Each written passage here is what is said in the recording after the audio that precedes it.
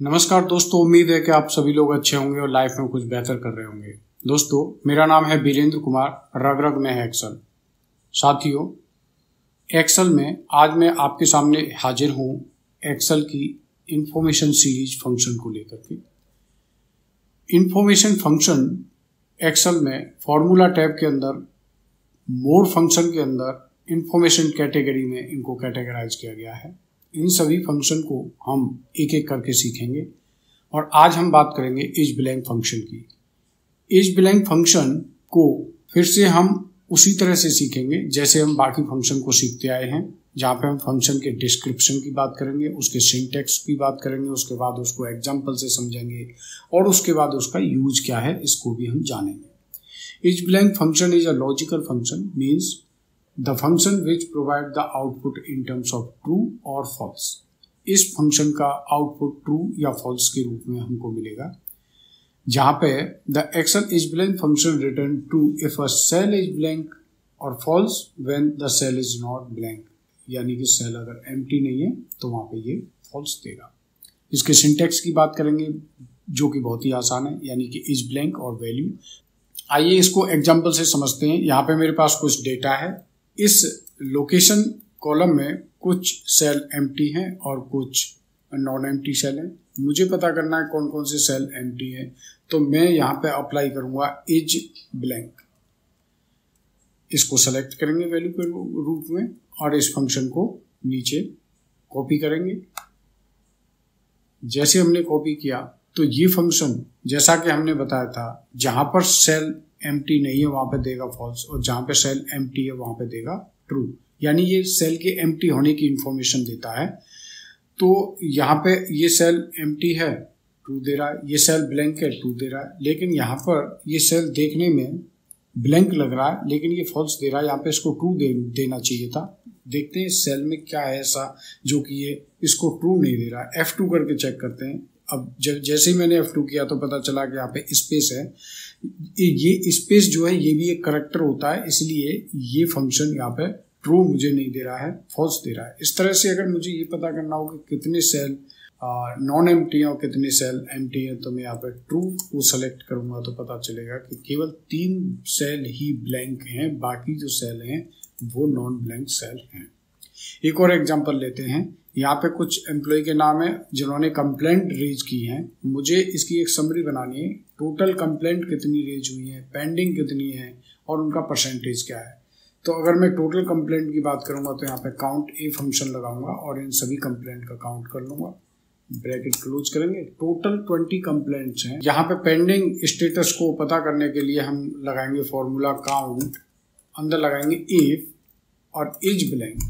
जहां जहां पर, कहाँ पे इज ब्लैंक लगाएंगे, यहाँ पे जहां जहां पर पेंडिंग कंप्लेंट पड़ी हुई यानी कि रिजॉल्व नहीं हुई है उनको सेलेक्ट करेंगे।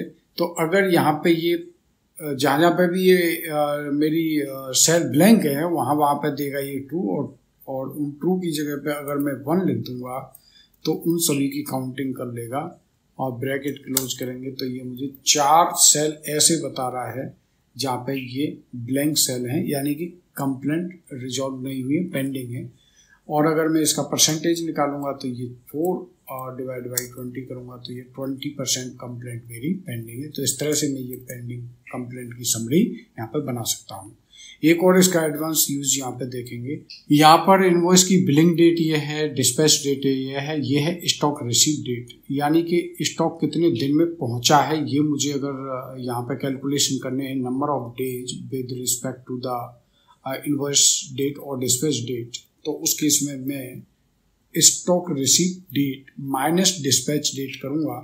लेकिन जहां पर डिस्पैच डेट नहीं है वहां पे मैं कंसीडर करना चाहता हूं इनवॉइस डेट को, क्योंकि यानी कि इनवॉइस बन चुकी है, अभी डिस्पैच नहीं हुआ, तो मैं इसकी काउंटिंग यहाँ से ही करूंगा इनवॉइस डेट से। तो उसके लिए मैं क्या फॉर्मूला लगाना चाहूँगा यहाँ पे, इफ इज ब्लैंक, क्या ये डिस्पैच डेट अगर ब्लैंक है तो उस केस में मैं करूँगा ये stock receipt date minus invoice date, else stock receipt date minus dispatch date.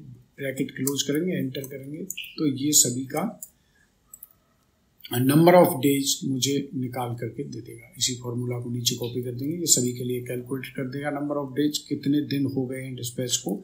तो वो ऑटोमेटिकली जैसे ही मैं यहाँ पे आकर के चेक करूँगा तो वो अब इस केस में इस सेल को इग्नोर करेगा, बिकॉज ये ब्लैंक सेल है। तो ब्लैंक सेल ट्रू के केस में वो मुझे इनवॉइस यानी stock receipt date minus invoice date की कैलकुलेशन करके मुझे बताएगा। अगला एक और एग्जांपल लेंगे। यहाँ पे मैं ये पता करना चाहता हूँ कि मेरा जो सेल है यानी पहला सेल की जो पोजीशन है वो कौन से नंबर रो पे सेल ब्लैंक है, दूसरा सेल ब्लैंक कौन से नंबर रो पे है। तो अगर मैं यहाँ पे 1 नंबर देता हूँ तो वो मुझे पहले सेल की रो नंबर मुझे चाहिए, कौन से नंबर रो पे सेल ब्लैंक है। तो इस केस में मैं क्या करूँगा, यहाँ पे करूँगा मैं if is blank. Is blank का मतलब ये यहाँ से यहाँ तक सेलेक्ट कर लेंगे। तो जितने भी इज ब्लैंक हैं वहाँ पे मुझे उनकी रो नंबर दे दो। रो नंबर कहाँ से कहाँ तक देगा, अगेन वही मुझे रो नंबर चाहिए यहाँ से लेकर के यहाँ तक, एल्स मुझे कुछ भी नहीं चाहिए, ब्रैकेट क्लोज करेंगे। तो जैसे ही हम इसको एंटर करेंगे तो ये मुझे उन सभी ब्लैंक सेल की रो नंबर दे रहा है जहाँ जहाँ पर सेल ब्लैंक है, लेकिन मुझे जो रो नंबर चाहिए वो इसके अकॉर्डिंग, यानी पहली पोजीशन दूसरी पोजीशन इस तरह से। तो मैं यहाँ पे एक और फॉर्मूला लगाऊंगा, क्या, स्मॉल।